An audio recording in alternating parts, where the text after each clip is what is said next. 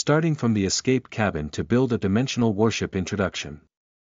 What should I do when I wake up and find myself drifting in an unpowered escape cabin in the universe? A dimension fragment gave Truman the ability to transform an escape pod. He decided to start assembling his dimension battleship from the garbage star he had just made an emergency landing on. Do you have any pictures, Trash? Is it difficult for zero-budget group dimension battleships? This book is also known as Starting from Garbage Star and Rubbing Dimensional Warships and What's Strange About the Strange Features on Warships. Chapter 1. Escape Cabin. You are listening at novelfull.audio. In the scorching smell of plastic burning, Truman's hazy consciousness gradually woke up. He lifted his slightly weak hand and gently rubbed his painful forehead, only to find that the wound on his forehead had already formed a scar. Where's the fire? Truman's nostrils twitched slightly, and he immediately regained his senses under the stimulation of the burnt smell. He looked around and found himself in a cramped space. There is a very ergonomic seat here, which Truman is currently sitting on. The direction above his head is a circular hatch with a red label, which looks like an exit. Across from it was a control panel with complex text, which Truman couldn't understand. It looked like some kind of hieroglyphs, but it was completely different from a language on Earth. On both sides, the outside portholes can be observed, while the one on the right is tightly covered by a sunshade, while the one on the left seems to loosen during impact, revealing half of the portholes. Truman turned his head and looked out through the slightly translucent porthole on the left. In the darkness enveloped by the stars, only the floating wreckage reflected a little starlight, revealing his existence. He furrowed his brow, but it moved the wound on his forehead, causing him to grin in pain. In pain, Truman's arm unconsciously touched a button on the side of the seat, and the seat belt that had tightly controlled him on the seat let out a hiss sound, and it was instantly released. Truman, who was startled, trembled all over and jumped out in a weightless environment, crashing into the control panel. Dee. The control panel made a button sound, and Truman's soul was scared away. In this situation, if you press the wrong button and open the cabin door, you probably won't survive for 5 seconds. Fortunately, after the beep, the hatch above did not open, but a circle of light strips around the hatch lit up, allowing Truman to see the layout inside this cramped space more clearly. He finally confirmed that this thing seemed to be a single-person escape pod. The wreckage not far from the escape pod should be the mothership that launched the escape pod. Taking a deep breath, but considering the limited oxygen, Truman calmed himself down. He didn't understand why he suddenly appeared in this escape pod from his bed at home, even though he was only sleeping in. After calming down, Truman first reached out to hold on to the seat and gently floated to the position of the left side porthole. He leaned close to the porthole glass and looked out, but his view was mostly blocked by the wreckage of the spaceship, and he couldn't see any other similar escape pods. Unable to receive any useful information, Truman had to return to his seat. Fortunately, he found an emergency reserve warehouse behind his seat, which was approximately a rectangular shape with a capacity of 1 cubic meter. There are 2 square buckets filled with water inside, as well as a box of food that looks like compressed biscuits, a red and white medical supplies box, a toolbox containing a lighter and various props, and even an advanced firearm that is fully charged and looks like a handheld laser. Truman was not sure if the food inside could meet the survival needs of a human like him, but the hunger in his stomach drove him to try and take out a compressed biscuit. After tearing open the packaging bag, the pure white square biscuit emitted a tempting aroma. Truman swallowed his saliva and said, "So tempting, should you be able to eat it?" He gritted his heart and gently scraped a little powder from the compressed biscuit with his teeth. Upon closer inspection, he was pleasantly surprised and opened his eyes wide. Delicious. After setting aside his concerns, Truman devoured a whole palm-sized compressed biscuit in large gulps. Thirsty, he opened a water storage bucket and took a big sip. Half an hour later, Truman leaned back on the seat, panting, with his almost stretched stomach. In a pocket on the side, there was the contents he had just forcefully vomited from his throat. He didn't expect a compressed biscuit, which was only the size of a palm, to slowly expand in his stomach. If Truman hadn't reacted quickly and pulled out a pocket from the toolbox to force vomiting, he might have been stretched to death. A biscuit can be divided into 3 meals.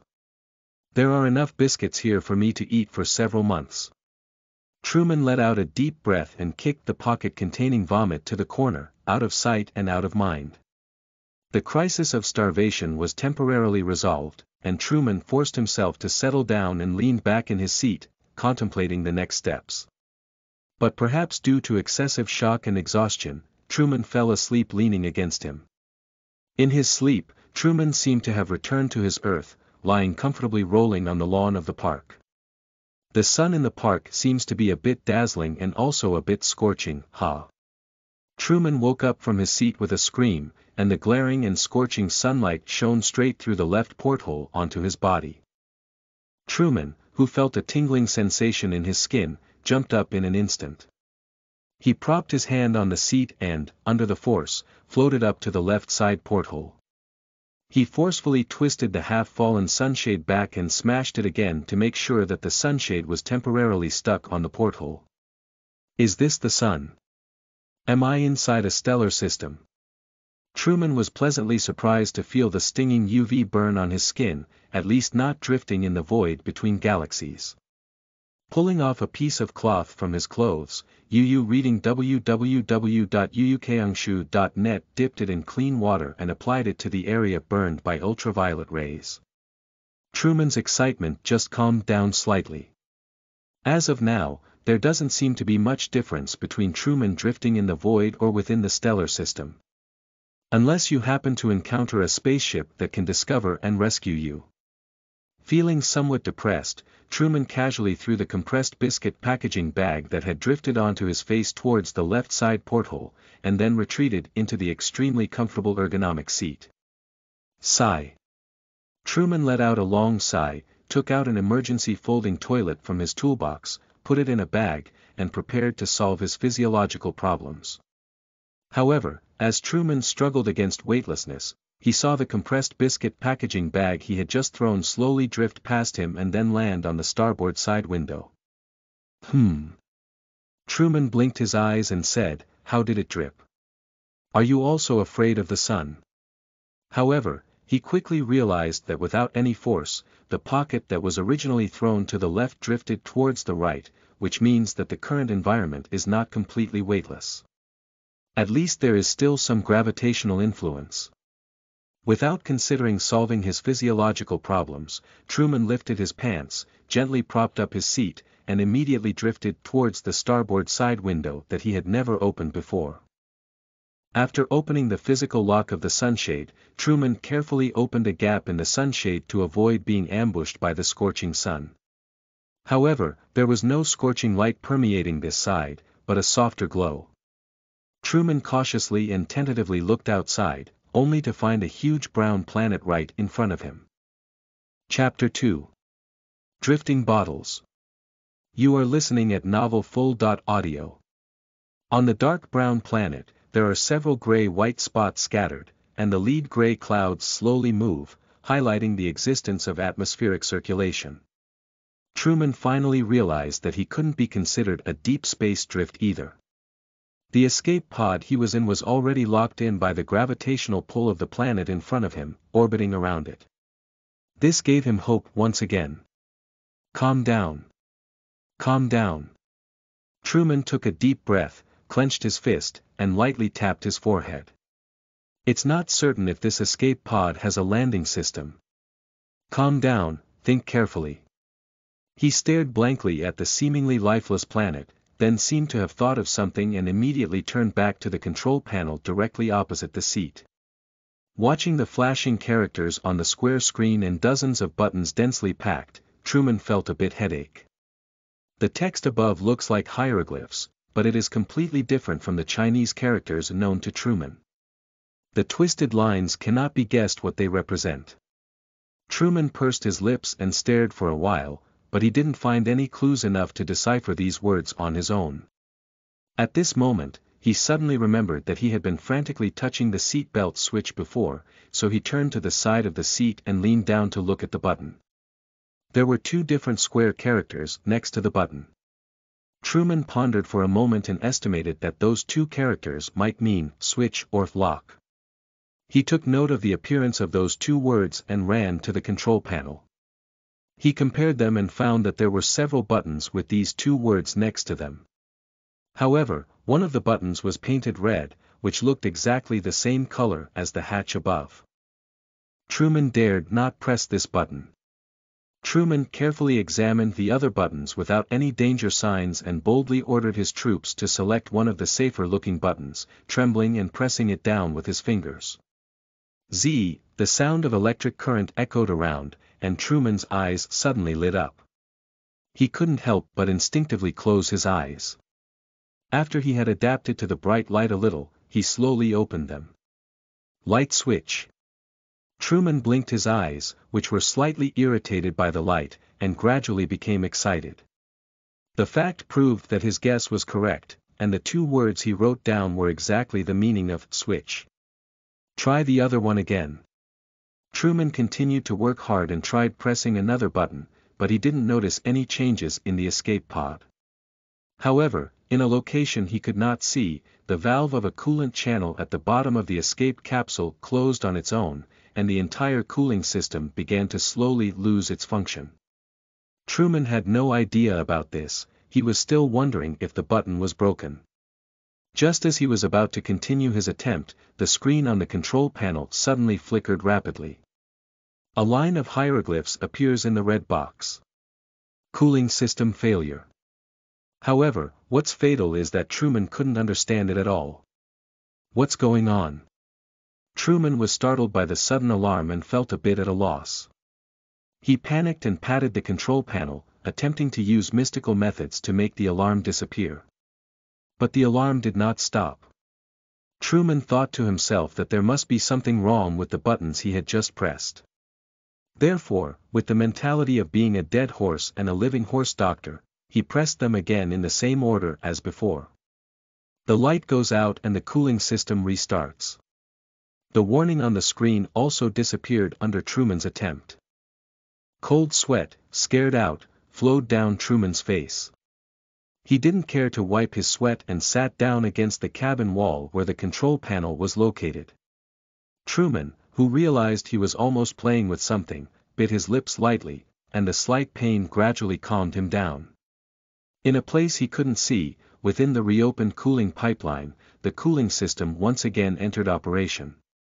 However, the 1-minute pause just now caused a significant increase in the accumulated heat at the bottom of the escape pod, gradually approaching dangerous temperatures. In addition, at this moment, the escape capsule is orbiting towards the sunny side of the planet, and the direct sunlight makes it difficult for the temperature of the escape capsule to dissipate, and it is also slowly rising. In the upper right corner of the control panel screen, a progress bar displaying temperature was slowly rising, but Truman did not notice this information at all because he couldn't understand it. At this moment, Truman, who was lying paralyzed on the ground, realized that the scene in front of him seemed different. Rubbing vigorously, Truman opened his eyes again and was very certain that what he saw was not a normal phenomenon. Pipes and lines were presented before his eyes, and the composition of the entire escape pod was fully displayed to him without distinction. Even more strangely, Truman found himself inexplicably able to understand the systems and division of labor controlled by those pipelines. UU reading www.uukangshu.net. The power system seems to have burned down in part, but it doesn't affect the overall operation of the escape pod. The livelihood system is intact, otherwise I wouldn't have lived until now. The cooling system overheated. What's going on? Truman didn't have time to think about why he could suddenly see and understand this escape capsule that completely surpassed the level of human technology before his passage. The issue with the cooling system completely caught his attention. He followed the pipeline controlling the cooling system and looked towards the control console, and indeed realized that the second button he had just tried was the switch controlling the cooling system. The accumulated heat cannot dissipate, it will overheat if it continues like this. Truman's mind flashed with such thoughts, and he didn't know why he suddenly understood these things. However, the next second, another idea came up. Unfold the circular solar panels, which can store electricity and block some of the heat brought by the sun. Truman looked at the control panel, and although he still couldn't understand the complex hieroglyphs, he was unexpectedly able to understand the meaning represented by those buttons. He immediately found the system to control the solar panels, and with a complex operation that amazed him, the solar panels on the outside of the escape pod slowly unfolded. Under the shadow of solar panels, there is no heat imbalance caused by direct sunlight, and the cooling system gradually plays its role. Truman breathed a sigh of relief as he continued to inspect the various functions of the entire escape pod in his current state.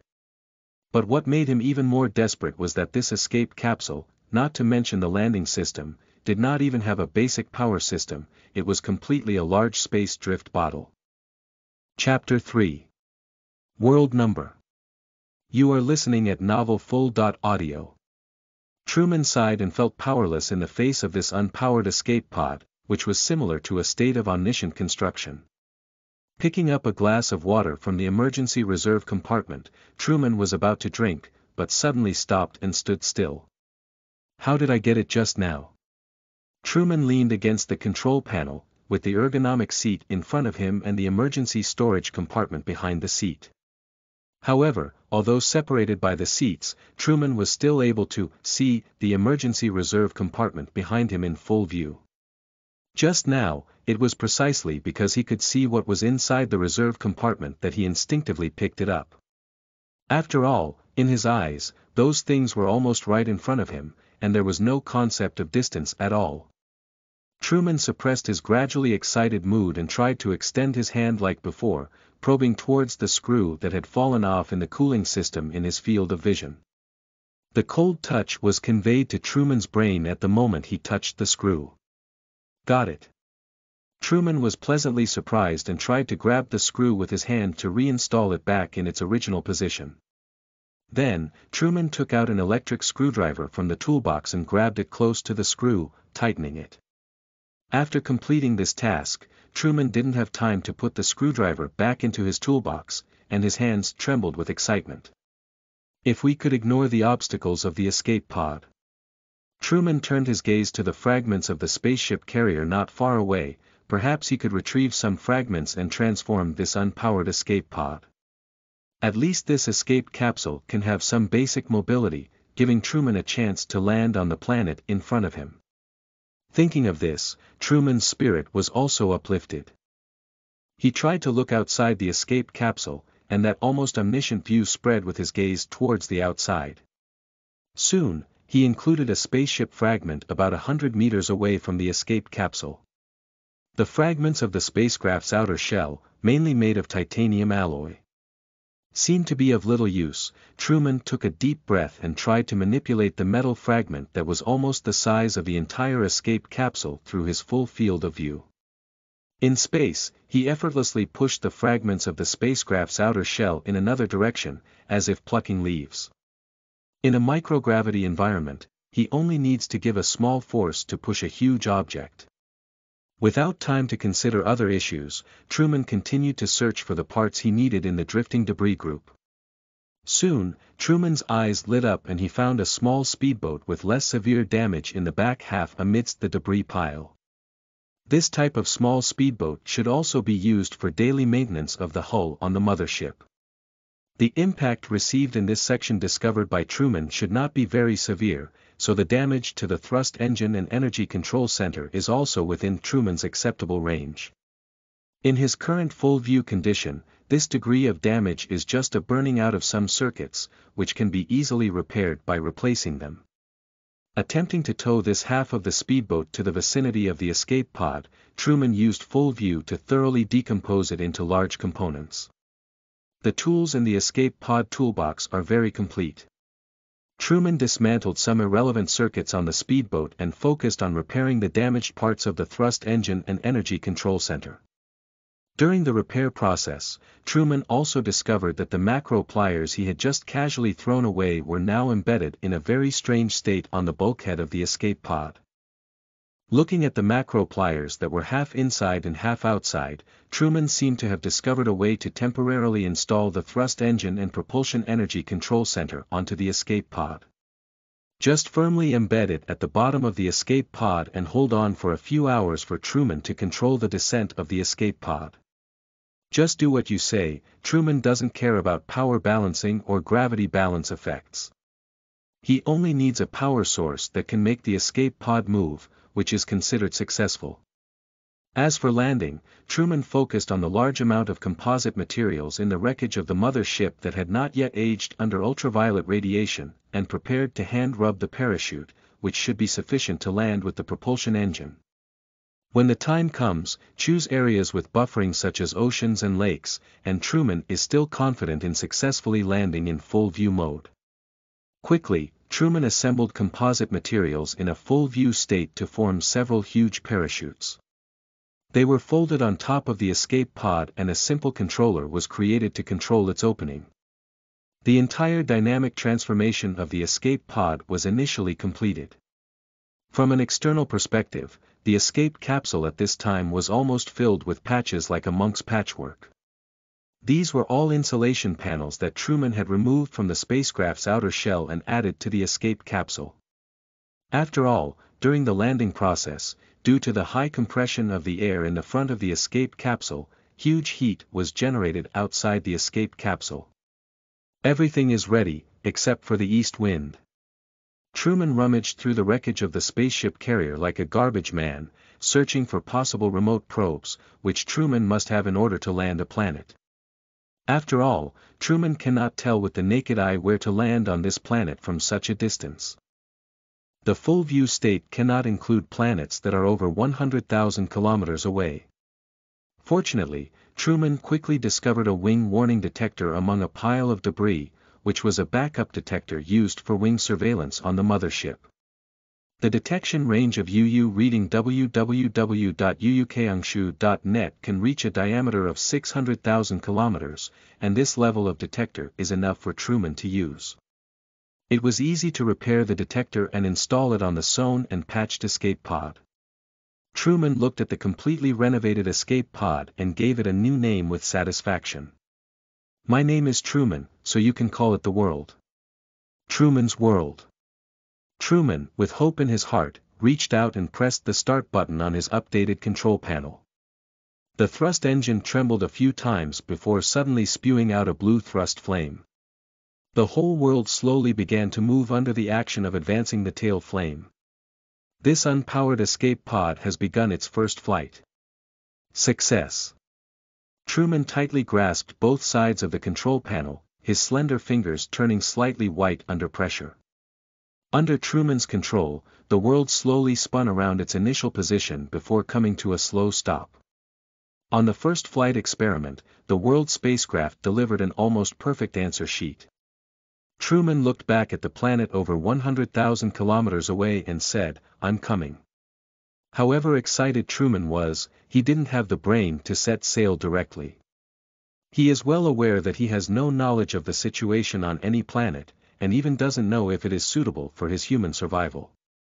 Therefore, the reserve materials must be sufficient. Truman piloted the world into the wreckage of the mother ship scattered over 100 kilometers, filling the space in the original escape capsule with recyclable water and food. If it weren't for the fear of heavy weight affecting the landing, Truman would even want to install a drag box to continue collecting. After everything was ready, the world left the area of the wreckage of the mother ship and officially headed towards the unknown planet. Chapter 4. Garbage Planet. You are listening at novelfull.audio. The salty and pungent dark brown waves washed against the beach made up of broken garbage. In this foul-smelling environment, a little boy jumped barefoot between the garbage piles without any protective measures. He seemed to have no trace of the foul odor emanating from the decay and fermentation, and didn't even frown. Instead, they are focused on selecting parts from the garbage dump that still have a little bit of value.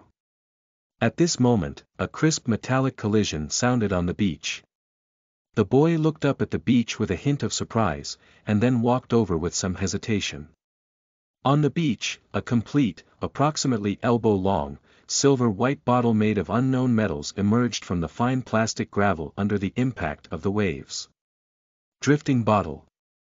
The boy was a bit excited. This complete metal bottle is worth more than broken parts. You can definitely sell at a good price in the recycling market. Not to mention that if it contains ancient knowledge, it can be sold for a sky-high price. He deftly bypassed the area covered in sharp glass fragments and arrived at the beach.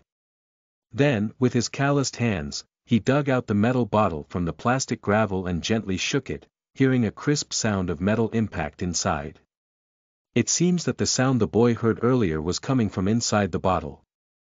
The boy was overjoyed and was about to put the drift bottle into his cloth pocket behind him when a deafening explosion came from above. The explosion echoed like thunder in the sky, and could be heard clearly from hundreds of miles around. The boy looked up and suddenly widened his eyes, his pupils slightly narrowed, and his face was filled with a look of shock. "Oh my! It's broken!" The boy stuttered out these words. Above the sky, a fireball broke through the thick lead-gray clouds, causing the airflow to shatter the clouds. Immediately afterwards, a blue-purple light suddenly lit up at the bottom of the fireball, which looked somewhat dazzling. But after the light lit up, the descent speed of the fireball also slowed down a lot. The speed quickly slowed down from over 200 meters per second to over 50 meters per second. As it slowed down, the flames gradually dissipated, and the burnt-out world number appeared in its true form. Fortunately, with the outer shell of the spacecraft as an insulation board, the internal temperature of the world did not exceed 40 degrees. As the height of the gathering ground approached 10 kilometers, Truman pressed hard on the control panel, causing the composite parachute at the top of the world to suddenly unfold. Four gray-brown parachutes enveloped the air above, causing the landing speed of the world to sharply slow down once again. Truman opened his full-view mode, staring intently at the composite parachutes above his head, hoping that they could withstand the pressure. Fortunately, the composite material of the parachute itself has high strength, and Truman uses a full-view state to stack and fuse several layers. Therefore, under such intense impact, it still withstands the impact force of the world number. 8,000 meters, 6 kilometers.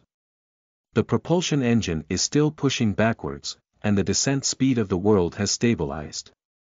The role of the engine is now only to adjust the landing angle to avoid being affected by strong winds that may affect the landing position of the world. After everything was on track, Truman finally had the intention to observe the planet carefully through the porthole. The insulation shell that covered the porthole was removed by Truman. He leaned close to the porthole and looked out, as if he had been struck by a bolt from the blue. "Is there any sign of life activity?" Truman took a cold breath and clearly saw the brown ocean below, while the gray-white was piled up with various garbage fragments like mountains. Although Truman was somewhat puzzled by the scene before him, did he land in the garbage dump of this world? But Truman couldn't help but get excited. The existence of signs of civilization is better than a desert planet with nothing. Truman quickly operated on the control panel, and under the operation of the air detection system, the atmospheric detection report came out quickly. What surprised Truman even more was that although the proportion of atmospheric components was slightly different, it was completely sufficient to support his survival needs. However, the atmospheric pollution on this planet is quite severe, and Truman is preparing to search for portable filters in his supplies. The USS World landed steadily into the dark brown seawater and then automatically deployed several huge airbags, which were the original rescue and survival configuration of the escape capsule. Under the action of the airbags, the world-class ship was suspended shakily on the sea surface, preventing it from sinking directly. Truman suppressed his excited heart in trembling hands, put the filter mask he found on his face, and then opened the hatch above his head. A salty and foul smell rushed in as soon as the cabin door opened.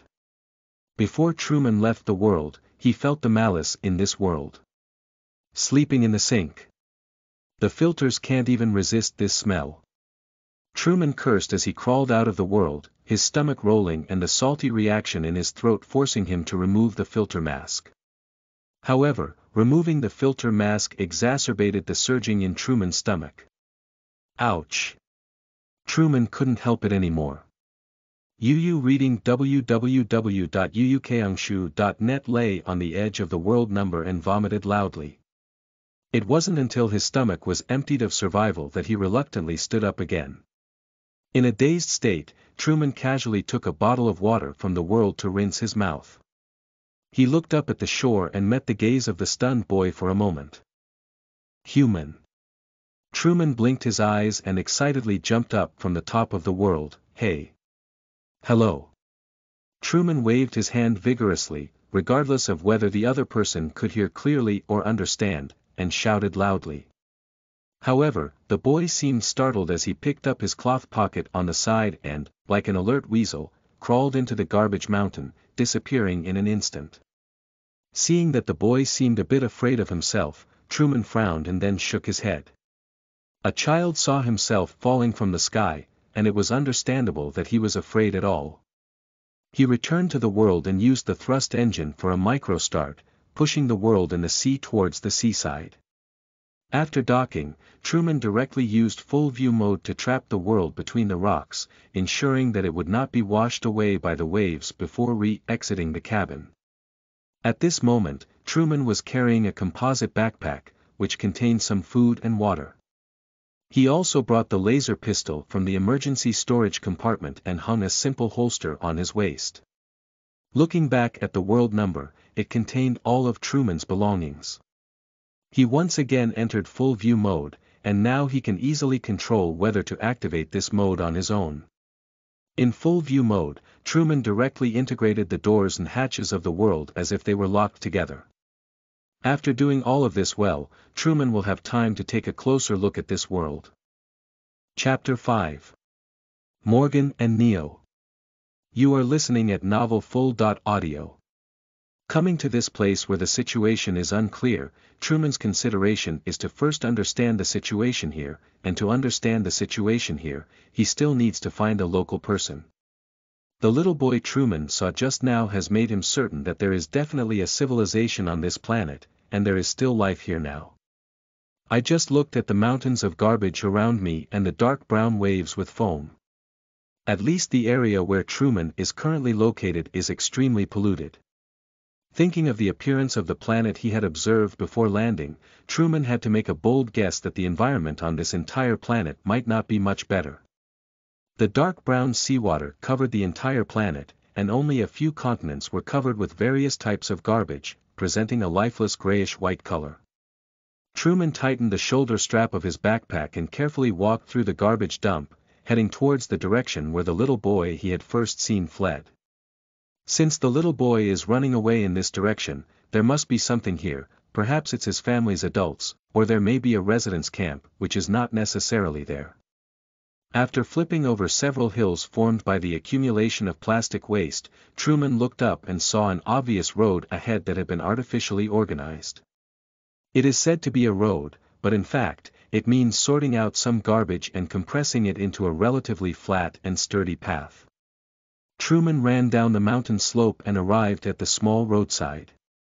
He crouched down to check the road surface and confirmed that there were signs of human intervention. Therefore, he felt a little excited in his heart, and then stood up and cast his gaze along the path towards the distance. At this moment, at the top of a garbage mountain that Truman had not noticed, two pairs of emerald green eyes were staring at Truman from the gap. Abba, he is the one who came down from the sky. The little boy blinked, his green pupils were the same as the middle-aged man nearby. The middle-aged man next to him, named Abba, lowered his breathing and looked at Truman in his exquisite clothes, his eyes flickering. In fact, Truman was wearing a simple sports shirt and jeans, but this kind of clothing was much more exquisite than the wrap-around cloak that was simply sewn together from the fabric of the little boy and his father. Keep a low voice, keep up. The middle-aged man reached out and touched the scar on his face, and then the greedy expression in his eyes disappeared without a trace. He took a deep breath, touched the short knife on his waist, and quietly led the little boy down the garbage mountain, then skillfully shuttled between the garbage piles without making any sound. Suddenly, the middle-aged man reached out and grabbed the little boy, then took a step forward to block him. In front of the middle-aged man, Truman looked at the two of them and said, "Can you understand what I'm saying?" Watching the middle-aged man's right hand resting on the handle of the short knife at his waist, Truman also grasped the laser pistol inside the holster. "What are you going to do?" The middle-aged man looked at Truman's hand hidden behind him, his brow furrowed slightly, as if he was also somewhat wary of the strange means of this person from the sky. "Can you understand?" Truman widened his eyes in surprise. He heard the middle-aged man chattering loudly, but suddenly understood the other person's language in his mind. Although he didn't know why, after solving the problem of language barrier, Truman also calmed down a bit. He shook his head and said, "The problem is not what I want to do, but what you want to do. Are you the two people hiding on the garbage mountain peeping at me?" Truman's gaze flickered as he let go of his grip on the gun handle. With a gentle wave, a poorly crafted short knife appeared in his hand. After the full view mode is turned on, it is not difficult to quietly grab a short knife. The middle-aged man felt his hand, which was originally holding the handle of the knife, suddenly empty, and the short knife held in his waist disappeared without a trace. Looking at the familiar short knife in Truman's hand, where could he still not be sure where his knife had gone? This eerie tactic left the middle-aged man in awe, but he remained calm and at least didn't show much panic on the surface. "Well, perhaps this kind of question is too sharp and affects our friendly relationship. How about we change it to a simpler question, what should we call it?" Truman threw the short knife in his hand, which was not very heavy and did not pose any substantial threat to himself, so he casually threw it back at the man. The man's emerald green pupils shrank slightly, and his right hand quickly grabbed the rotating handle of the short knife without any mistakes. Morgan Tyrant. This is my son Neo." The middle-aged man pinned the short knife back to his waist, then gently stroked his chest and bent down to show respect to Truman. "I deeply apologize for your offense and hope you can understand." Morgan. Neo. Truman muttered their names and nodded. "Okay, gentlemen, I can assume that the incident where you followed me just now did not happen. Can you tell me about this planet?" "This." Morgan looked at Truman hesitantly, as he couldn't grasp Truman's attitude just now. After all, on this planet, if someone else were to be in the position of Truman, they would probably lose at least one arm. Seeing Morgan hesitating, Truman raised his eyebrows and casually took out 2 bottles of pure water and threw them at Morgan, saying, "Drink some. Let's talk while we drink." 2 bottles of pure water glide gracefully in the air, reflecting an enticing radiance in the light. At first, Morgan didn't know what Truman had lost. He was startled, but the next moment he realized it. He quickly grabbed 2 bottles of water and carefully held them in his arms. "Is this pure water?" Morgan widened his eyes, his emerald green pupils emitting a faint fluorescence, looking extremely surprised. He looked up at Truman again and said, "I'm sorry, you've just arrived on this planet and I'm afraid you don't understand the situation here. This pure water, which has not been polluted, is almost priceless." Unpolluted pure water. Truman looked around with interest at the garbage mountains and waved his hand indifferently. "It's nothing, I'll give it to you." There is still a lot of this pure water in his world, and Truman doesn't think it's a pity. And all he needs to do is modify the thrust engine on the world, which can decompose the seawater here and continuously produce pure water. Morgan carefully packed 2 bottles of pure water in the cloth bag behind Neo's back, and then bowed more sincerely, saying, "I'm very sorry, please forgive my impoliteness once again. If you're willing, please come to my house and sit down. I'll explain the situation in detail to you." Chapter 6. Tungagus. You are listening at novelfull.audio. Morgan, along with Truman and Neo, walked around several houses made of metal sheet metal in the settlement of Tungagus, and then entered a small house made of metal sheet metal. Truman kept scrutinizing the buildings here on the road. This settlement looked like a temporary residence made from garbage and waste materials, but the signs of life on the houses indicate that it has been in use for many years. He also noticed that Morgan seemed to have deliberately led him around, avoiding the gaze of others in the gathering place. Coincidentally, there didn't seem to be many people in the settlement at this time. Even when Truman was in full view mode, he didn't see many men, basically only some elderly, weak, women, and children. Morgan closed the metal door and inserted the locking pin before taking a slight breath of relief. He then turned around and spoke to Truman. The people in the settlement should have gone out. When you landed, there was too much noise. I reckon all the men are outside searching for your landing pod now. Truman nodded slightly, naturally aware of the commotion he made when landing. However, he was also curious and asked, what would happen if they find me? Of course, we need to find a way for you to get out of this damn garbage star, Morgan said, his emerald green fluorescence shining again for a moment, as if mentioning leaving the garbage star would make him more emotionally excited. Understood, it's not voluntary for you to stay on such a planet, is it? Truman raised his eyebrows and slightly raised the corner of his mouth. Let me guess, is it exile or death? The little boy Neo's face also showed a puzzled expression. He has been living here with his father since he remembered it, and he has not heard them mention any specific past events. Morgan pursed his lips and then lowered his head to look at Neo. He rubbed Neo's disheveled hair with his dark and rough hands and said in a somewhat dull tone, it was a death, but it was a self-inflicted death. We have been forced to land here for almost 11 years, and at that time Neo was still a starving baby. Morgan sighed as he looked at Neo, who had grown to the height of his elbow.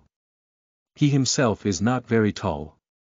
Normally, a child aged 11 or 12 should be able to grow to around 1.4 to 1.5 meters with sufficient nutrition intake. However, Neo is now less than 1.2 meters and has a slim figure, which is obviously due to environmental restrictions and malnutrition. Emergency landing. Did your spaceship have an accident nearby? Truman seized the key information. If Morgan and his team's spaceship were not severely damaged, he could use his panoramic view, which he didn't know from where, to try to repair it. After all, for Truman, being able to transition from drifting in space to landing on the ground was already a huge success. But the terrible environment of this garbage planet is a bit unbearable for Truman, and if possible, no one is willing to live here for a long time. Therefore, Truman's ears perked up when he heard Morgan mention the word, forced landing. What is the current situation of the spaceship? Is it possible to repair it? Before Morgan could answer, Truman eagerly asked. However, Morgan shook his head weakly and said, it's impossible. After the spaceship made an emergency landing, it had already shattered into 3 pieces. If there was any possibility of repair, we wouldn't have been stuck here for 11 years. Immediately after, seeing a slightly skeptical expression in Truman's eyes, Morgan added, I am the captain of the Tungagus spacecraft, and no one knows its situation better than me. Okay, Truman shook his head helplessly. So what's going on with this planet? Did you have all this garbage before you came or did it happen later? That's why I just said we took our own blame. Morgan found several chairs made of metal plates and metal brackets in the room and gestured for Truman to sit down first. Truman naturally wouldn't let his guard down. He first observed the metal stool and, under full vision, saw every detail of its structure exceptionally clearly, without discovering any problems. Even the edges of the metal stool are carefully polished smooth, so as not to scratch clothes and skin. After sitting down with peace of mind, Truman nodded to signal Morgan to continue speaking, and Morgan did not conceal it. He directly explained why they had come here before. We are actually employees of Tungagus Waste Treatment Company, with a total of 5,000 to 6,000 people. UU reading www.aconshu.net's basic business is to handle the garbage and waste generated by the space city. Generally speaking, the use of star burning is a common solution for these wastes, but for the company's senior management, if the spacecraft flies close to the star's orbit, it will greatly reduce its service life. Therefore, we have decided to quietly dispose of the waste onto this unmanned rocky planet. Upon hearing this, Truman suddenly realized that he understood where the countless garbage on this planet came from.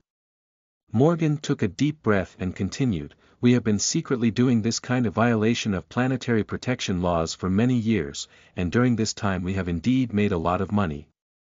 But no one expected that our Tungagus spacecraft would crash during a normal garbage transportation process. When we realized it, the situation was irreparable. As we were engaged in illegal activities, all communication systems on the spacecraft were in a silent state during the mission, and there was no time to send out distress signals. And the remote location here meant that no other spacecraft would pass by, so we were stuck here." Truman looked at Neo with a somewhat sympathetic gaze. When the Tungagus had an accident, he was just a baby and could only be forced to live here for more than 10 years.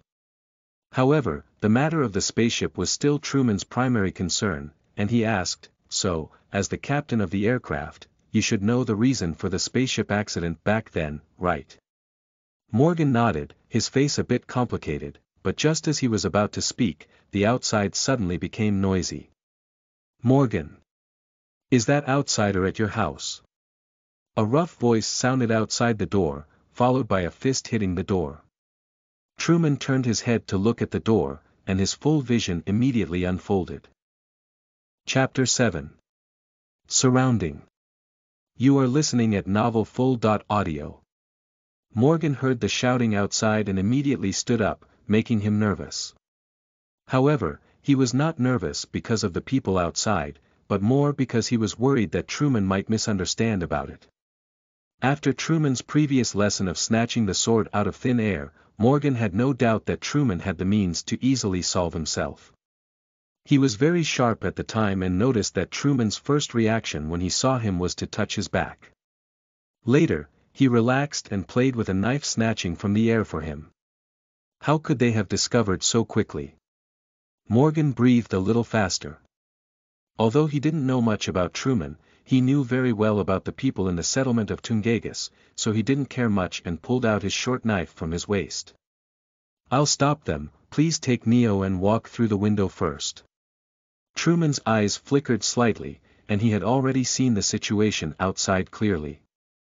Morgan's metal hut had been surrounded by more than 100 people, and even the outlet of the drainage ditch behind it had been specially watched by someone. Normally, it was impossible for anyone to escape from such an encirclement. However, Truman was not panicked. He glanced at Morgan and then at Neo, who was somewhat frightened, and only nodded. After obtaining Truman's approval, Morgan also breathed a slight sigh of relief. He rubbed his chest with his right hand and bowed, saying, "Neo, I'll leave it to you."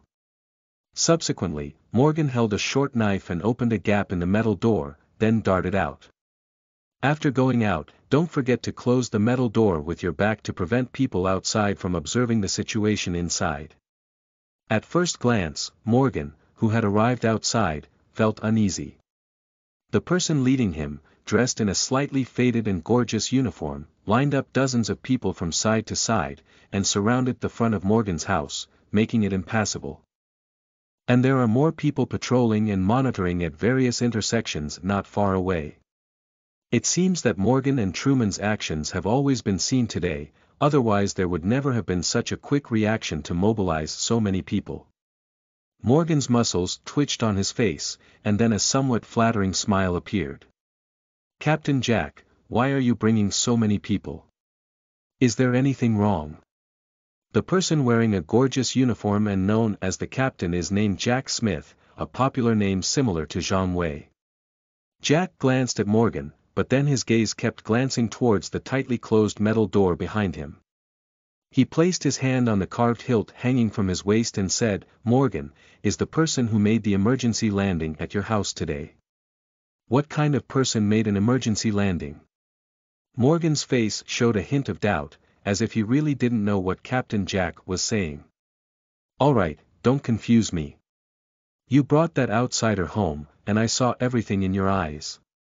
Jack clenched the handle of the carving knife, as if he was about to pull it out at any moment, his momentum fierce, and his tone unquestionable. Morgan didn't answer immediately. He secretly estimated in his heart the time it would take Truman and Neo to escape from the back window. However, Captain Jack seemed to see through Morgan's psychology at a glance and snorted softly, "Don't think about procrastinating.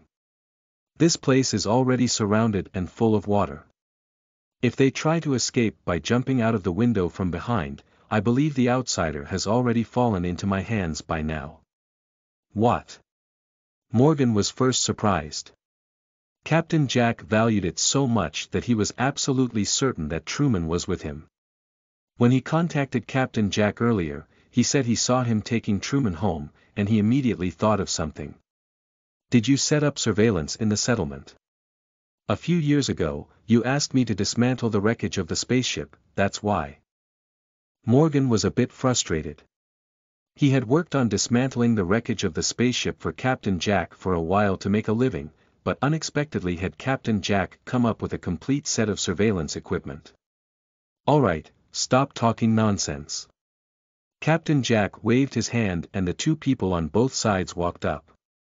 "Take him away from me and lock him up. It's still useful to keep him. Morgan, as the chief engineer, still has a unique skill, and Captain Jack's retention of him is naturally useful." Under the threat of the two, Morgan realized that he was not a match and simply threw away his short sword. After all, his resistance could not be delayed for long. After taking Morgan down, Captain Jack gave another look and a strong man received a signal. He walked to the door of the tin house, kicked off the bolt with a sudden kick, and then led the way in. "Captain, there's no one inside." After looking around, the strong man reported to Captain Jack, who followed in. Captain Jack raised his eyebrows and looked around. There was no suitable hiding place in the room, and the back window was also tightly closed. He walked to the window, pushed open the unlocked window, and shouted outside, "Did you catch anyone?" A few people walked out of the alley outside the window and shook their heads awkwardly when they looked at Captain Jack. The person in charge said, "Captain, that person from UU reading www.uukangshu.net didn't come this way. Didn't we go back?" Captain Jack made a prediction mistake and his face was a bit uneasy. "So many people can't even see a man with children. Find him. Dig 3 feet deep and find him. If you still want to leave this garbage planet, give me your all." "Yes." Inside an unmanned tin house several tens of meters away, Truman appeared out of thin air with one hand holding Neo. He suppressed his urge to catch his breath and looked around to make sure he wasn't noticed. The first time using full view mode to take people through such a long space, Truman felt that his physical exertion was greater than when he stitched up the spaceship. However, he didn't have time to stay, and the person being searched was nearby. He continued to activate full view mode, took a step out, and appeared with Neo in an unmanned tin house several tens of meters away. Just like jumping off an island, Truman quickly left the settlement with Neo. The two of them lay on a nearby garbage mountain, observing the movement inside the settlement under the guise of broken garbage. But Captain Jack, on the other hand, was already extremely angry. Even though he had seen Truman enter Morgan's tin house from the surveillance system, how could he possibly escape under the layers of encirclement? Angry Captain Jack even had people push Morgan's tin house flat and dig 3 feet in search, but there was no trace of Truman leaving, as if the human world had evaporated. He returned to his residence, called the surveillance system, and once again confirmed that Truman had not left the scene. "Isn't it possible to see a ghost?" Captain Jack gritted his teeth and said, "Even if Truman is a ghost, Morgan's son can't be a ghost, right?" Chapter 8. Prison. You are listening at novelfull.audio. The strong man brought Morgan to the fortress where the captain lived in the center of the settlement. Although it was called a fortress, it was actually just a mini castle built of stones. After Morgan was brought into the fortress, he was not greatly troubled. After all, Captain Jack's entire energy was now focused on finding Truman. However, he was still confined to a room in the underground area of the fortress, with dedicated guards.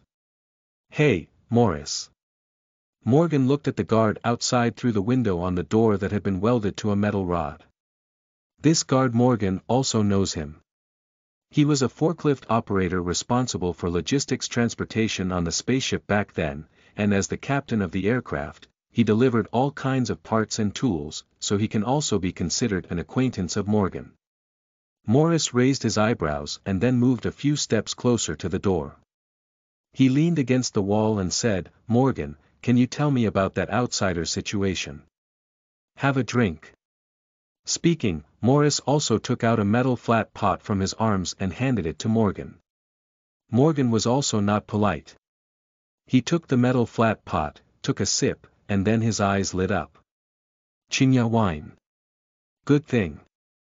Morris looked at Morgan's fluorescent pupils and frowned. "Your condition is getting worse and worse." In fact, Morris's pupils are also slightly greenish, but the situation is not as obvious as Morgan's. Morgan snorted lightly and then handed the metal flat pot back, picking up the previous conversation. "Speaking of that outsider, I'm not sure about the specific situation, but he's definitely not easy. It's been so many years, the first time someone has landed on this planet, of course I know it's not easy." Morris shook his head, took a sip of green sprout wine, and then handed it to Morgan. However, Morgan shook his head gently and said, "This wine is quite precious. Keep it, don't drink it all at once." Then he said, "What I said is not as simple as you think. I'm afraid Jack and his team won't be able to get any good from that outsider's abilities." "Oh," Morris yawned and glanced left and right, then asked again, "Can that outsider really make us leave this planet?" "How do I know?" Morgan shook his head. "But I don't think there's much hope. That outsider seems to have landed in an escape pod, so maybe he's just another victim. How could he have the ability to take us away? Okay, it's a pity that I have a deposit of 3 million in the Imperial Bank. Oh, I was supposed to quit my job and get married after the trip 11 years ago," Morris sighed. He didn't have much hope at first, so now it's not too disappointing. Morgan stared at Morris for a moment, not knowing what he was thinking. Just then, a familiar voice suddenly appeared behind Morgan. "Hi, gentlemen, this is not the time for chatting." Morgan was startled and suddenly turned to look, only to find Truman appearing in the room where he was being held at some point. "How did you get in?" Morgan widened his eyes. There were no other passages in this room, and there were no windows on the walls, only an iron door. He had no idea Truman would appear here. "It's just a little trick. It's time to leave, Neo is very worried about you." Truman shrugged and entered a sealed cell in full view. "Not too easy. He, there are guards here." Although Morris was somewhat surprised that Truman, the outsider they were just discussing, suddenly appeared in the cell, he still spoke with some dissatisfaction when he heard Truman say he wanted to take Morgan away. "And without Captain Jack's key, no one can open this door." Click.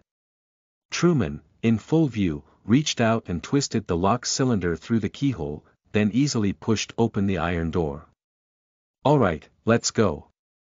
Truman waved his hand in front of Morgan, who looked a bit dazed, making Morgan wake up from a dream. And as a guard, Morris was also anxious.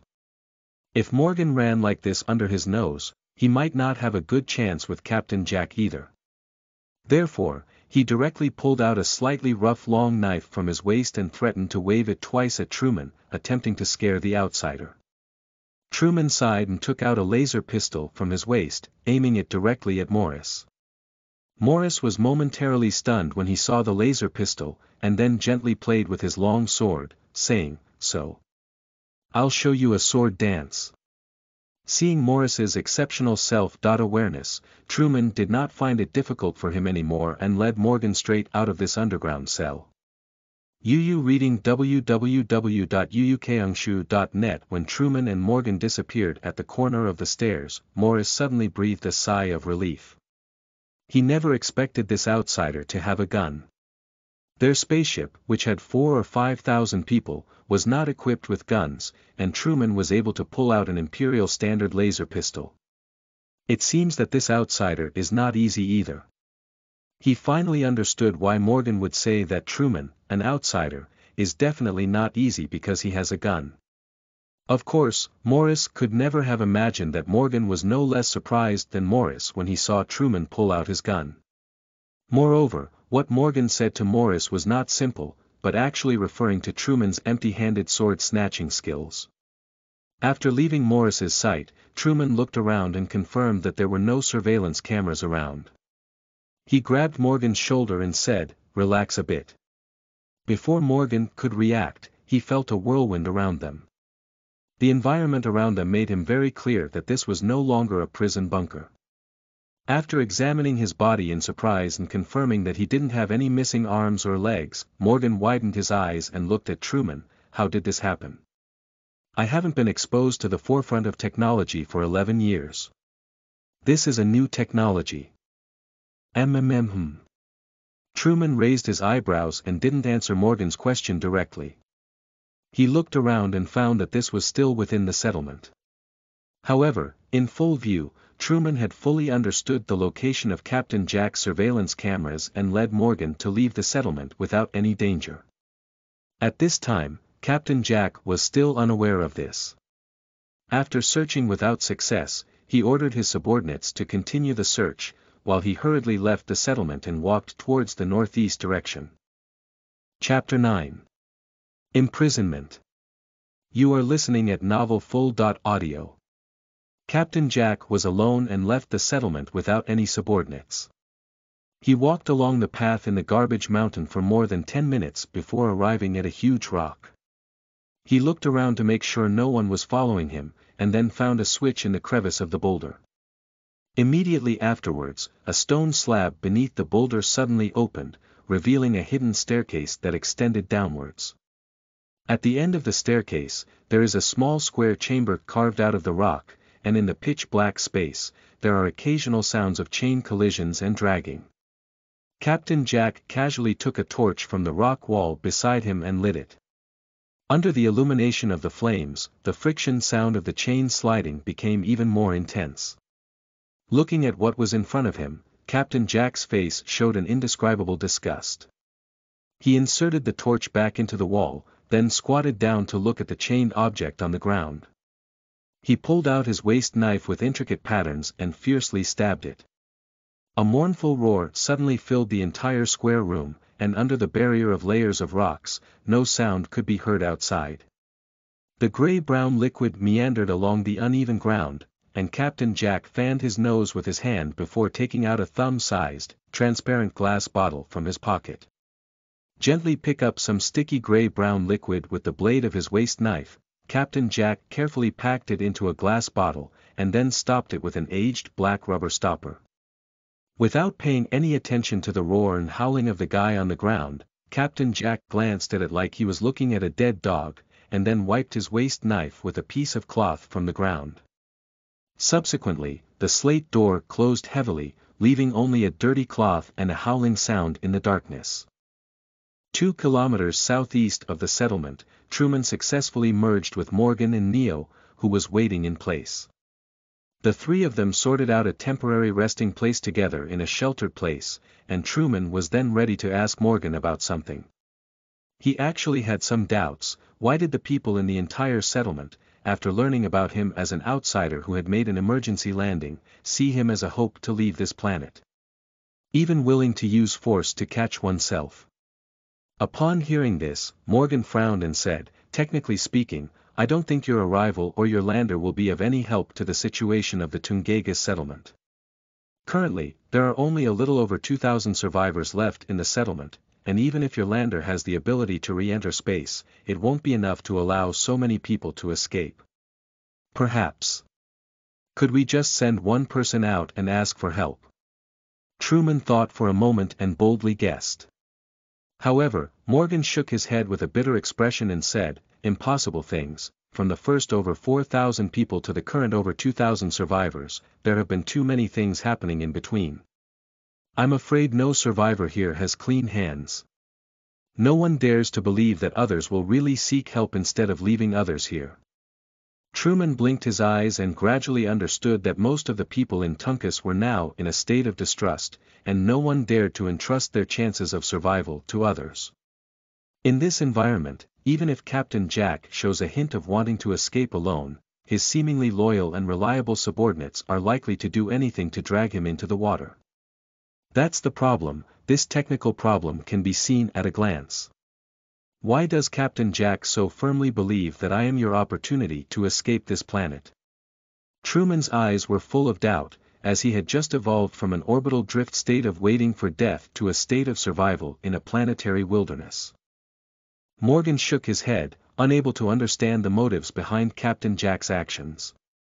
Seeing that the topic couldn't continue, Truman suddenly remembered the topic they had been interrupted in the tin house before.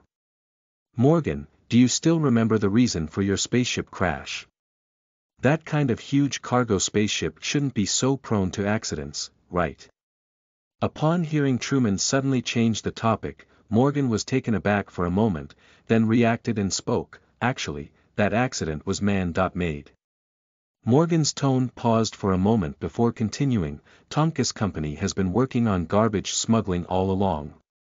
At first, everything went smoothly, but there were no airtight walls in the world. A planetary environmentalist somehow learned about our situation and then infiltrated our spaceship. He entered the company through a job application and then boarded the spaceship." Morgan seemed to feel a bit vague when he said this, and then added. Truman nodded and continued to listen. "On the last time we dropped garbage in the near-Earth orbit of this planet, the environmentalist Jeff Kratt actually launched a suicide attack on the spacecraft's energy module. This attack caused irreversible damage to the energy module, and by the time we realized it, it was already too late. It doesn't sound like an act of environmentalists, it's more like a terrorist." Truman shrugged, expressing regret, but immediately asked again, "What about Jeff? Are you sure he died in the attack?" "There were no bones left," Morgan sighed. "When I led the crew into the energy module, it was already a mess, and Captain Jack was already busy directing rescue work. Captain Jack arrived earlier than you at the time." Truman was now more sensitive to the words, Captain Jack, and had some doubts. In this emergency situation, the maintenance team should have arrived at the scene first. "No, Captain Jack and the security team blocked the scene at the time and only allowed us to enter for repairs after the safety hazards were eliminated." Morgan shrugged as he spread out his hands. "There is indeed a risk of multiple explosions in the energy module. But we tried our best but were unable to repair the energy module. After losing power, the entire Tungus spacecraft was forced to land on this planet and eventually disintegrated into 3 fuselages." Truman nodded. He had a rough idea of the accident of the Tungus, but there seemed to be no useful clues.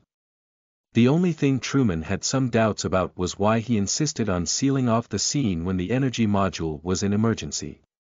Isn't it better to let the maintenance team enter for repairs as soon as possible? Before Truman could figure out the problem, a chaotic sound of footsteps suddenly appeared nearby.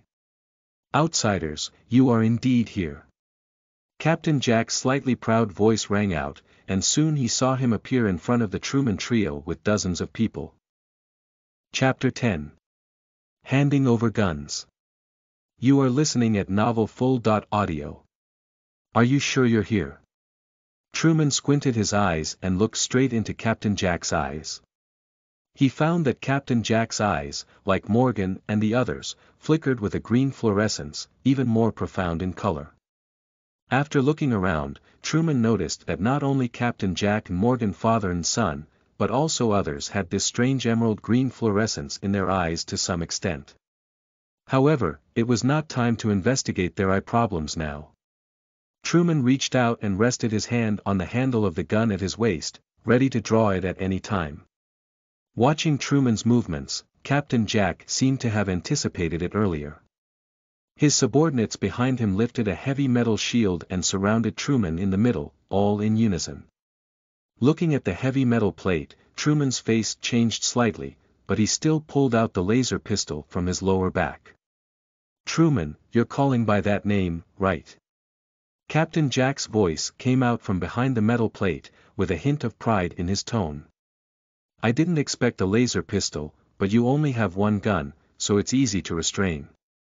Upon hearing his name being called out, Truman frowned and said, "Why are you? Are you asking me, how do I know your name and how do I know you have a laser pistol?" Captain Jack chuckled, "Hee, when you cooperate with me honestly, I promise you will have a spot on the spaceship that escapes this planet." Truman clenched his laser pistol, his eyes flickering with light.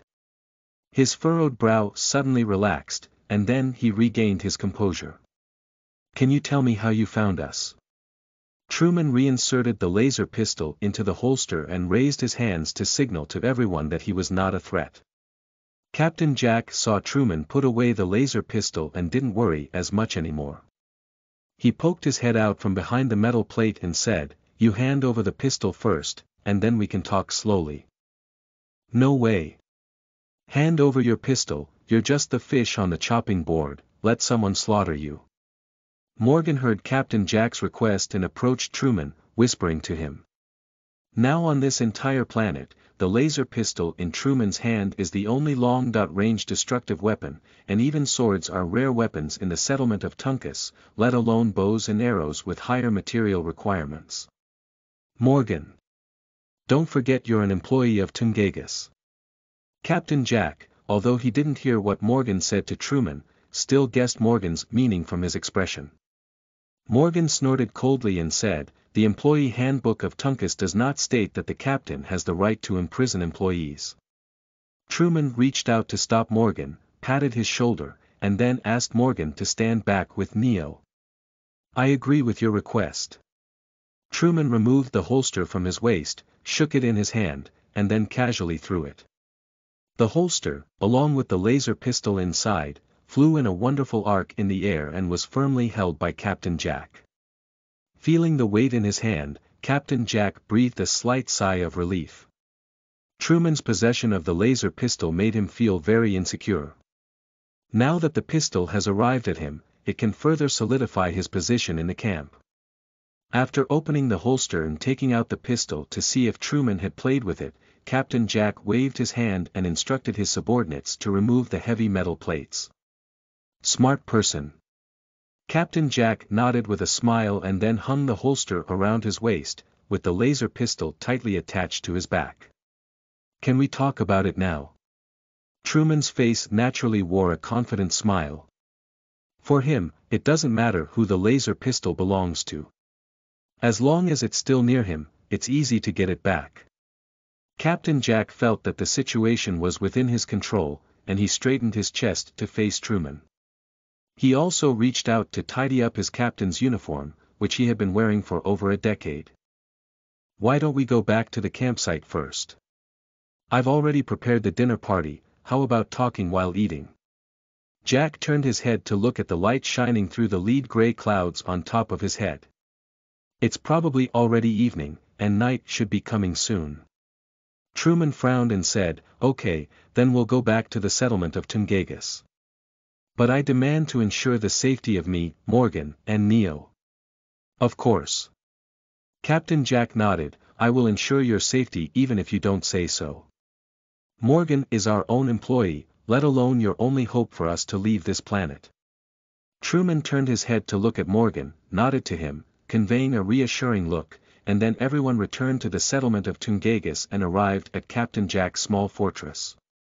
Tables have been laid and chairs are ready in the lobby of the fortress. There are also some simple foods placed on the table. Black bread, some sticky ingredients resembling jam, and a whole barrel of green sprout wine. Well, these foods are a bit simpler, but they are also things we've been eating for over a decade. The pollution on this planet is too severe, and it's already not easy to produce these grains. Captain Jack raised a glass filled with green sprout wine, without any sense of guilt as the culprit of polluting the planet. Instead, his tone was filled with dissatisfaction with the environment. Truman picked up the wine glass in front of him and smelled it. This drink, called chinya liquor, was not considered wine in his eyes. At most it could be considered a fermented liquid of a certain plant. The black bread on the table was slightly more normal, but the sticky jam-like substance emitted a faint scent unique to this planet, making Truman unable to arouse his appetite. Speaking of which, the compressed biscuits in Truman's backpack are countless times more delicious than this, but in such situations, it's not easy for him to show off. Understanding Captain Jack's intentions is the top priority. Captain Jack didn't pay attention to the slight disdain in Truman's eyes. In his opinion, Truman's disdain for these foods was normal. After all, Truman has only been on this planet for less than a day, so he hasn't adapted to the harsh environment here yet. In the first year of my death, I commanded the crew to open up an indoor farm and grow rye and ground grapes. With these two products, we were able to survive in this environment for 11 years. Captain Jack shook his half-full glass with a tone of pride. But the next year, someone had a twisted idea to seize the indoor farm, and this conflict resulted in the sacrifice of thousands of people. Captain Jack said, slamming the cup onto the table with a deafening sound. Fortunately, under the captain's leadership, we successfully defeated the rebels and drove them out of the camp. One of Captain Jack's subordinates flattered the captain and added a crucial sentence for him.